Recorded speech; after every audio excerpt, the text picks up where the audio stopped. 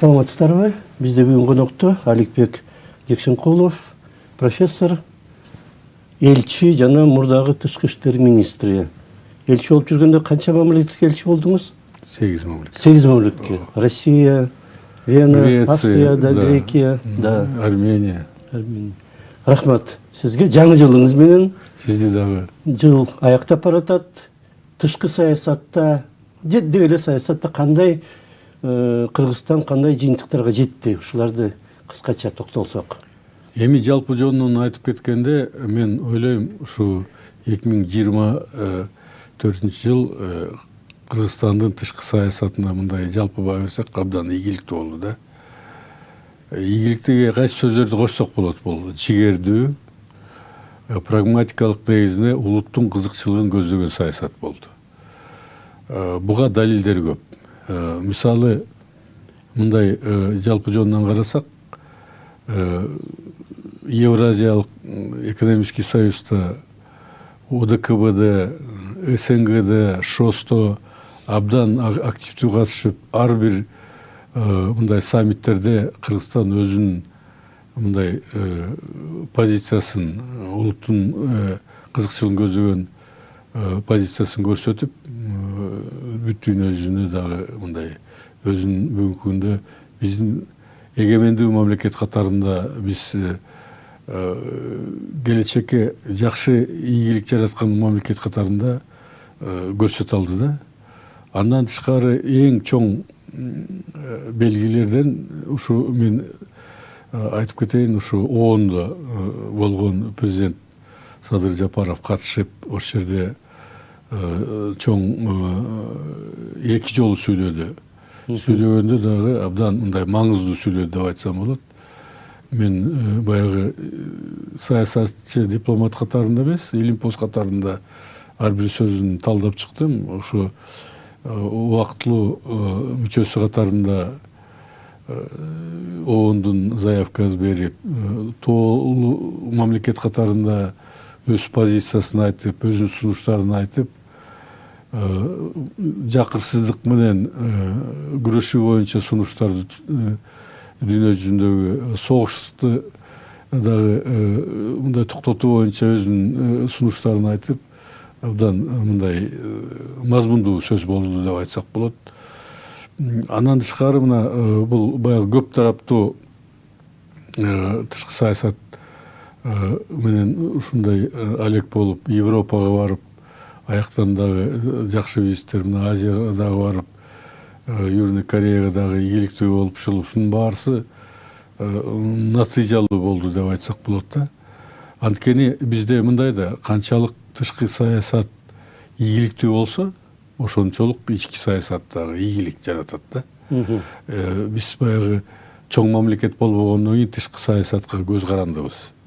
Тышкы дүйнө жүзүндөгү эл аралык абалга, эл аралык экономикага дагы көз карандыбыз. Бул жерде ачык эле айтып коюш керек. Ошол себептен мындай жигердүү ар бир кадамды санап, ар бир кадамды мындай таразалап, элибизге, жерибизге, мамлекетибизге кандай пайда алып келет деген бир саясат өткөзгөндө, бул баягы адамды ынандырат экен да.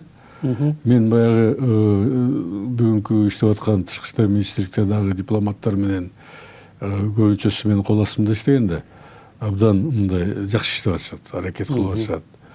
Бардык тараптан салмактап, бир четинен жигердүү, бир четинен салмактуу, өзүбүздүн мамлекеттин ордуна жараша дүйнө жүзүндөгү бир кандай бир өзүнүн сөзү өткөндөй, өзүнүн баягы кадам таштаганда башка мамлекеттер уккандай бир жакшы ийгиликтер жаралды 24 жылы деп айтсак болот.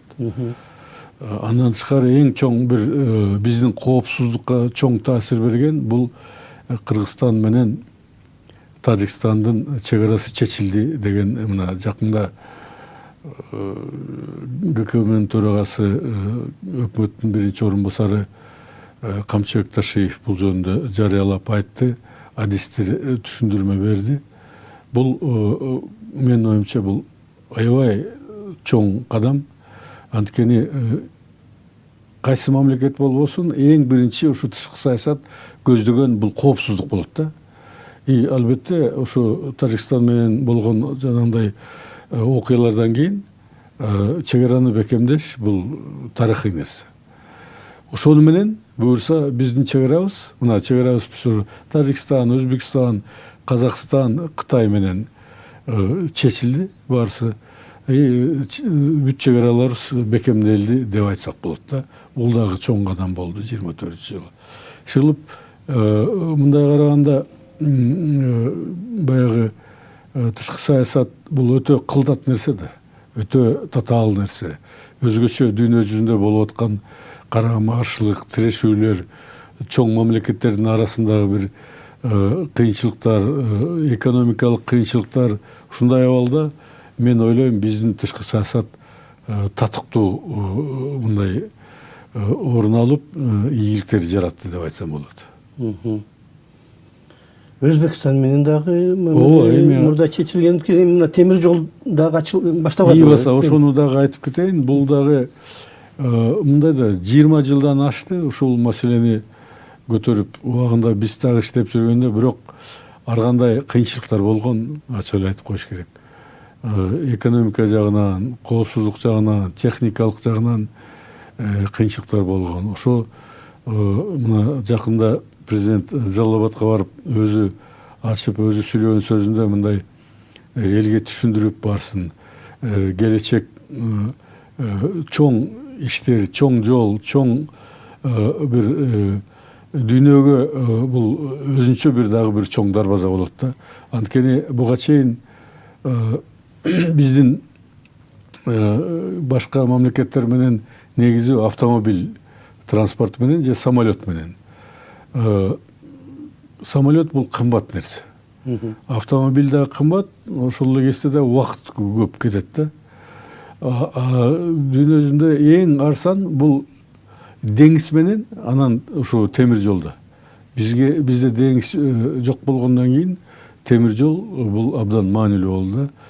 Мен ойлойм ушу Европа тиги менен ушу жалпы Түштүк Азия, Кытай, Индия, Пакистан чоң мамлекеттер менен тиягынан европалык мамлекеттер, ошол эле Россия дагы биз аркылуу мүмкүнчүлүк ачылат да.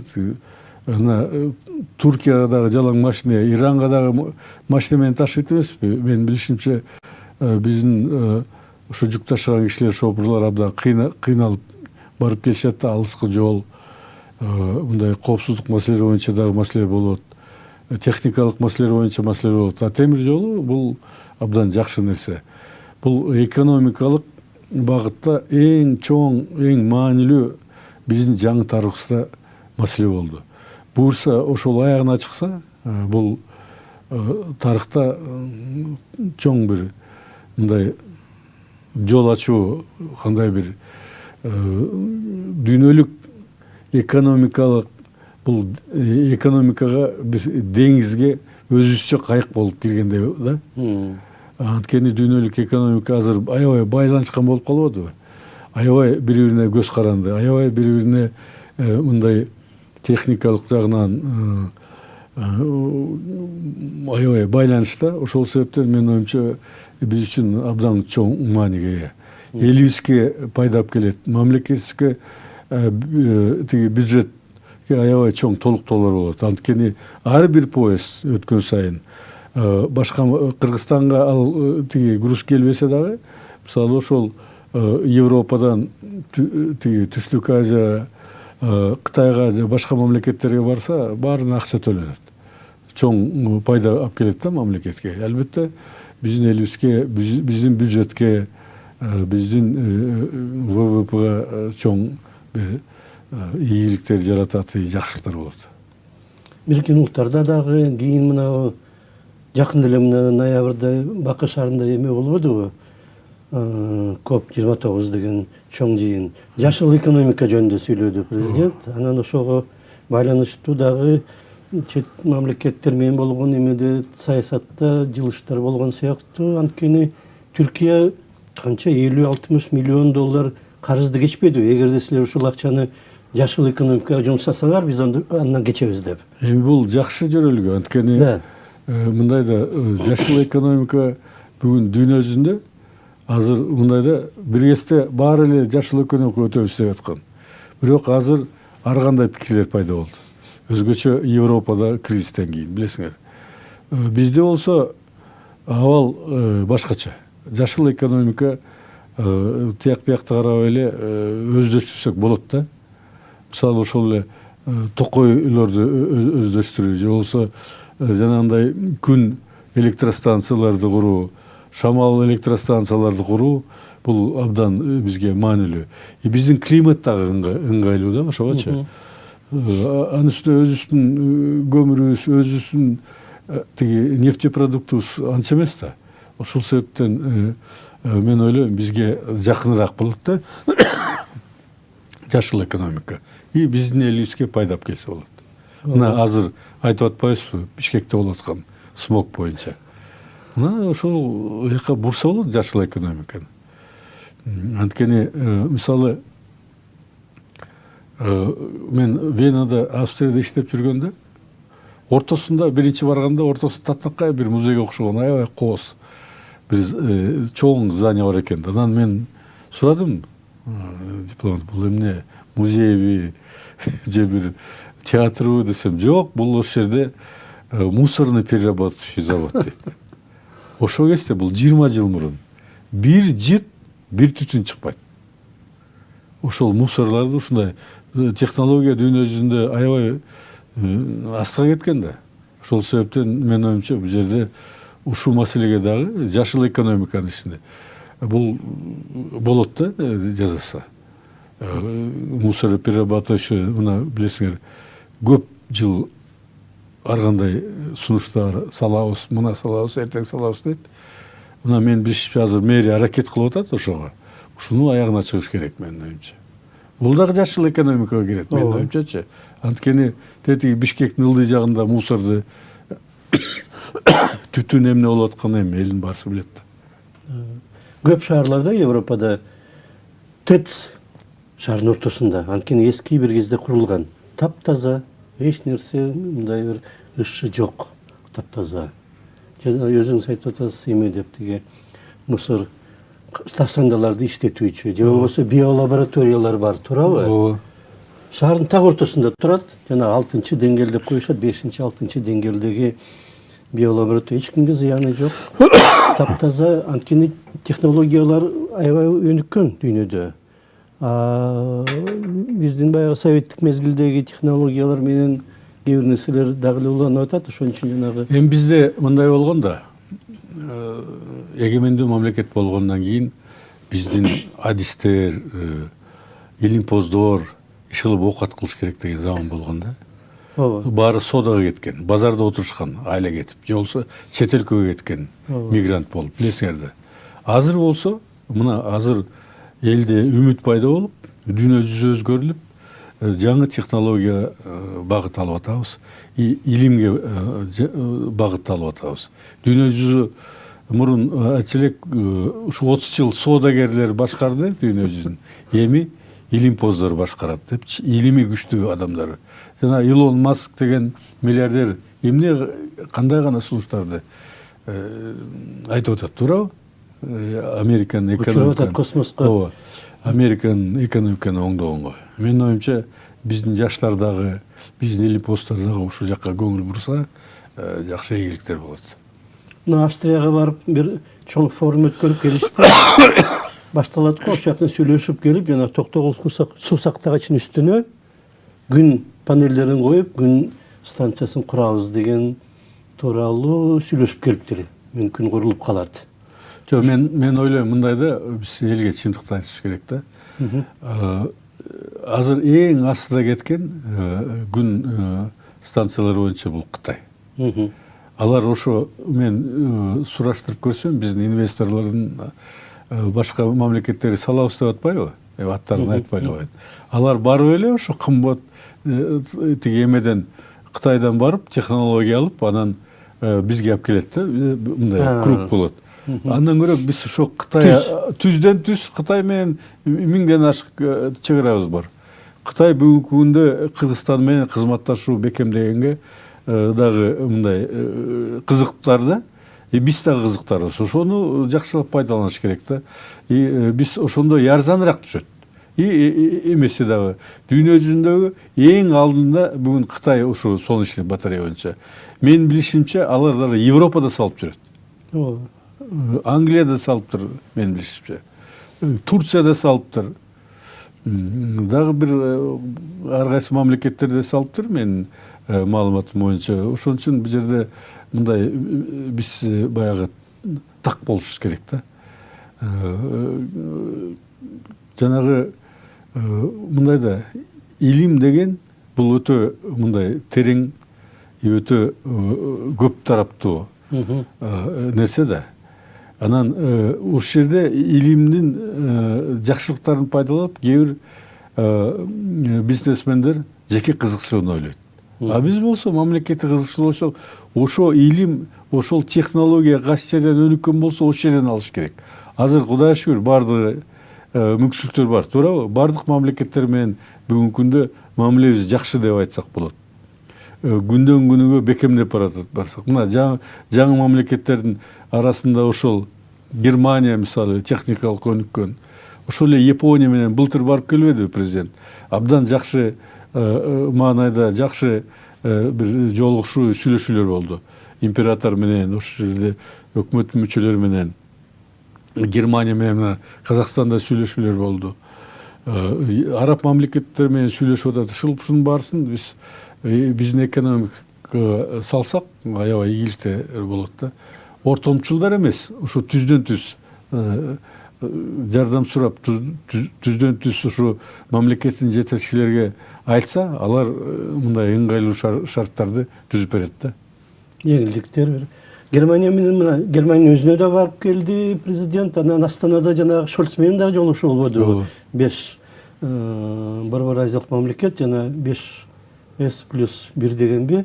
Ушундай, ошон үчүн ушундай байланыштар абдан маанилүү. Бул абдан маанилүү. Анан дагы тиги бир нерсени белгилеп коеюн. Азыр билесиңер да, тиги Шольцтун өкмөтү отставкага кетти. Жаңы шайлоо болот. Бирок ушу өнүккөн мамлекеттерде эски мамлекет кетсе дагы жаңы мамлекет келгенден кийин ошол сүйлөшүлгөн нерселерди аткарганга аракет кылат да. Ушуну эстеп коюш керек деп билиш керек. Мурда ооба, мен уктум, кээ бирлери жакшы болду, сүйлөштү, бирок тигил кетип калды деген. Андай факторлор иштебейт. Иштебеш керек. Бизде баягы кээде ушул жакка көп көңүл буруп коет, ал Азияда көп көңүл бурулат, ачык айтканда. Тигил өкмөт бар эле, алар кетип калды, эми болобу болбойбу деген мындай суроолор туулат да. Европа, Япония ушундай мамлекеттерде, мына Австрияда мен иштеп келдим 4 жыл билесиз. Ал жерде өкмөт алмашса дагы, эгер өкмөт кол коюлгандан кийин сөзсүз аткарганга жаңы бийлик, жаңы өкмөт келсе дагы аракет кылышат да. Аткарат. Ооба. Ватиканга да барбадыбы? Ооба. Римге барып, президент менен, премьер менен, анан Рим папасы менен дагы жолугушуу болду. Кандай багытта болот эми кызматташуу? Эми мындай да, дүйнө жүзүндө азыр жана карама каршылык маселеси, кээ бир баягы кара күчтөр деп айтып койсом болот, диндерди кагылышуу аракетин жумшап атпайбы? Ар кайсы мусулман менен христиан ошо ар кандай депчи, ар кандай идеология менен. Биздин президенти Ватикан менен барып жолугуну бул эмнени көрсөтөт? Биринчиден, биз кыргыз элинин кыялын көрсөтөт. Биз толеранттуу, улутуна карабай, динине карабай кызматташканга кызыктарбыз. Эгерде баягы адамзаттын келечегин ойлосок, бири-бирине мындай тиги дал келген саясат өткөзүп, тышкы саясат болобу, тышкы экономика болобу, ошондо биз даярбыз деген кадам болду, менин оюмчачы.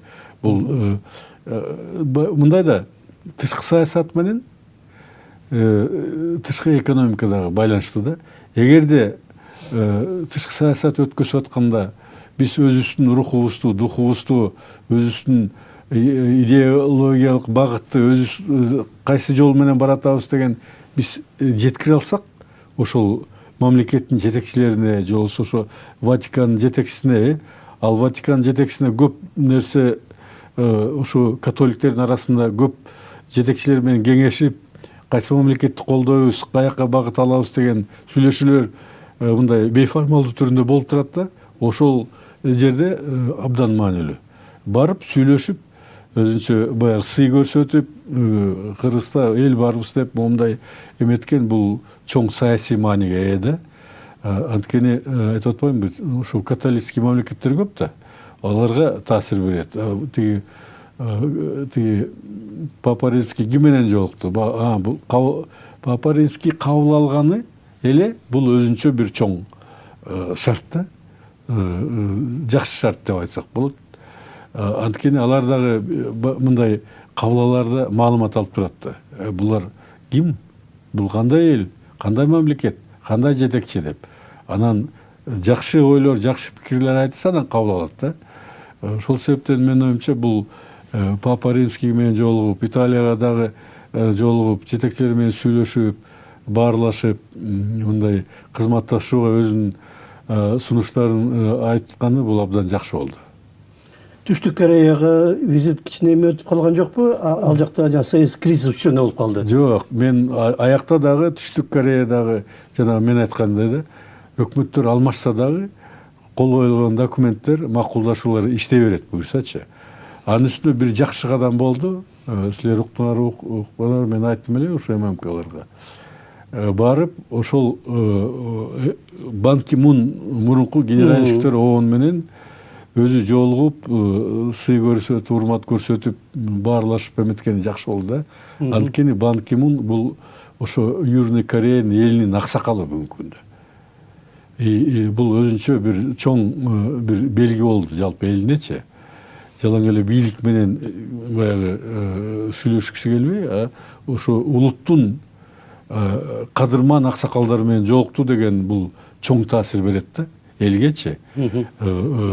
Корея элине. Ал чоң таасир берген, албетте алар ошондо Кыргызстанга дагы кызыктар көп болот да бул жерде. Менин оюмча, калган эми ал жерде мындай цивилизационный форма менен болуп атпайбы? Канча тиги президенттер түрмөдө отурат, канчасы өлүп кетти дегендей. Өзүн өзү боюн таштап, башкадан. Ошон үчүн бул жерде мындай корейлер негизинен аябай намыскө өлбөт. Анан ошол себептен мен ойлойм бул жерде жанагы кол коюлган документтер, сүйлөшүүлөр буюрса аткарылат. Бирок бул жерде биз тараптан дагы көп мындай көз каранды болот да. Биз ошол сүйлөшүүлөрдү туура чечмелеп, өзүбүздүн даярдыгыбызды көрүп, ошол сунуштарды дагы өнүктүргөн, астыга жылдыра турган кадамдар тышташыбыз керек да. Азербайжанга барганда Кыргызстан мурдагындай жок эле мектеп куруп беребиз деп Азербайжанга демилге көтөрдү. Ага чейин Кыргызстан гана өзүнө жардам сурап келчү, а биякта өзү жардам берип атат тышкы мамлекетке. Менин оюмча бул жаңы тарыхыбызда мындай боло элек болчу, бул жер көп нерсени тигиндей деп айтабыз. Бул эмне биз намыскө өлбүз да. Абдан туура кылды. Кечке эле сурай бербей, биз дагы барбыз, биз дагы мына ийгиликтер болуп атат, астыга жылып атабыз деген бир кадам болду да. Бул жалаң Азербайжанда эмес, бул дүйнө жүзүнө да. Бул анткени эл аралык мамиледе ушундай да, башка мамлекеттер Кыргызстан менен кызыктар болуп турган, баары карап турат. Аларга тиешелүү маселе, тиешелүү сапар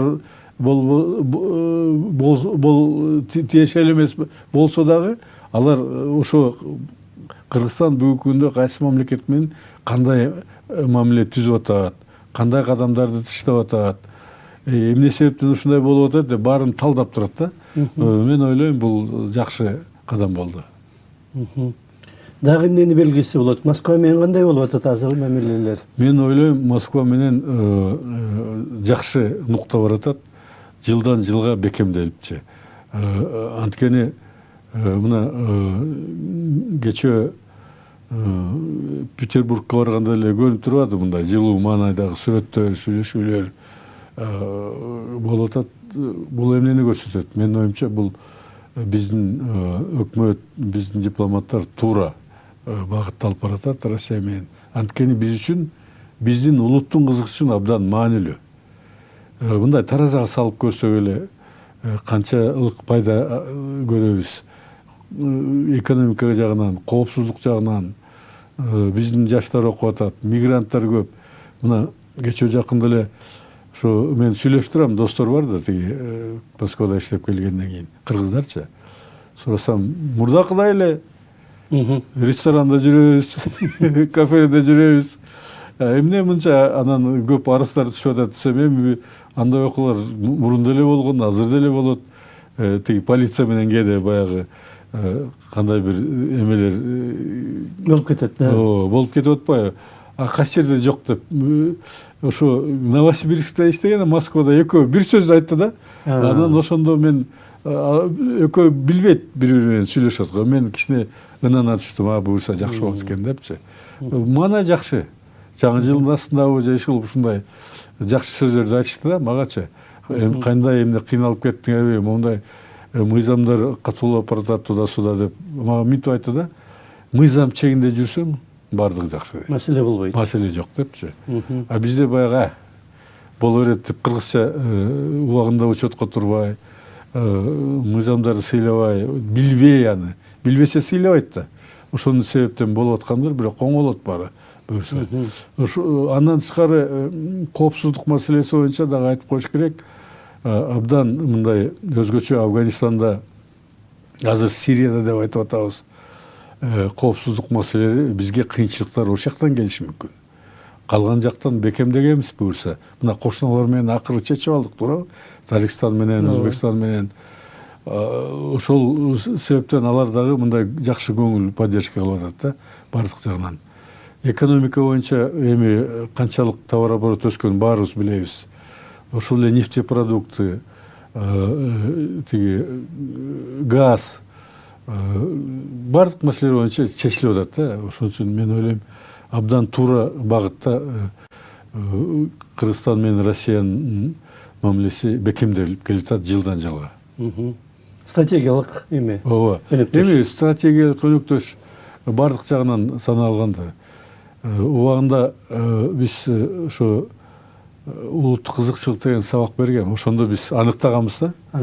Россия Кыргызстанга кайсы жагынан кызыктар, Кыргызстан кайсы жагынан кызыктар деп салмактап.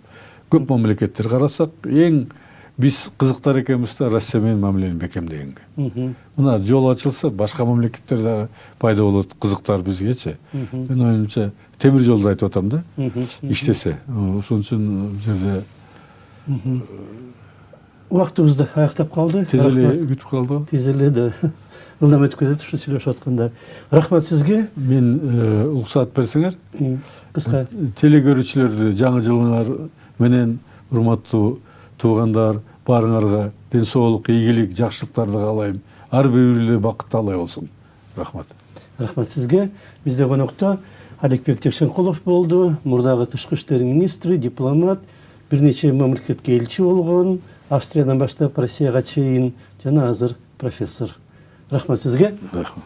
Саламаттаңыздар.